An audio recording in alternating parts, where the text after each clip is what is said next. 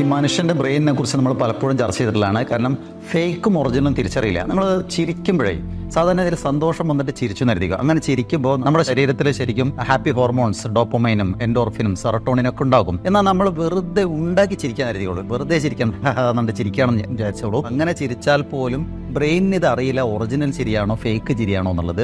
അതുകൊണ്ട് തന്നെ വെറുതെ ചിരിച്ചാലും സത്യത്തിൽ നമുക്ക് സന്തോഷം വരും. നിങ്ങൾക്ക് എന്തെങ്കിലും ദുഃഖമോ സങ്കടമോ ഉണ്ടാകുന്ന സമയത്ത് വെറുതെ ചിരിക്കുന്നതായിട്ട് അഭിനയിക്കുക. അപ്പോഴും നിങ്ങൾ ഹാപ്പിയായി മാറുന്നുള്ളതാണ്. കാരണം ഈ പറയപ്പെട്ട ഡോപ്പമൈനും സെറട്ടോണിനും എൻഡോർഫിനൊക്കെ പ്രൊഡ്യൂസ് ചെയ്യപ്പെടുന്നു. അതുകൊണ്ട് ശരിക്കും രാവിലെ എഴുന്നേറ്റ ഉടനെ ചെയ്യാവുന്ന നല്ലൊരു എക്സസൈസ് എന്ന് പറയുന്നത് ഒന്നും ആലോചിക്കേണ്ട, ഇന്ന് എനിക്ക് എഴുന്നേക്കാൻ കഴിഞ്ഞല്ലോ എന്ന നന്ദിയോടുകൂടെ മനസ്സറിഞ്ഞൊന്ന് ചിരിക്കുക. അങ്ങനെ ചിരിച്ചു കഴിഞ്ഞാൽ അന്നത്തെ ദിവസത്തേക്കുള്ള ഹാപ്പി ഹോർമോൺ കിട്ടും. കാരണം നമ്മൾ ശരിക്കും എല്ലാ കാര്യങ്ങളും ചെയ്യുന്നത് സന്തോഷത്തിന് വേണ്ടിയാണ്.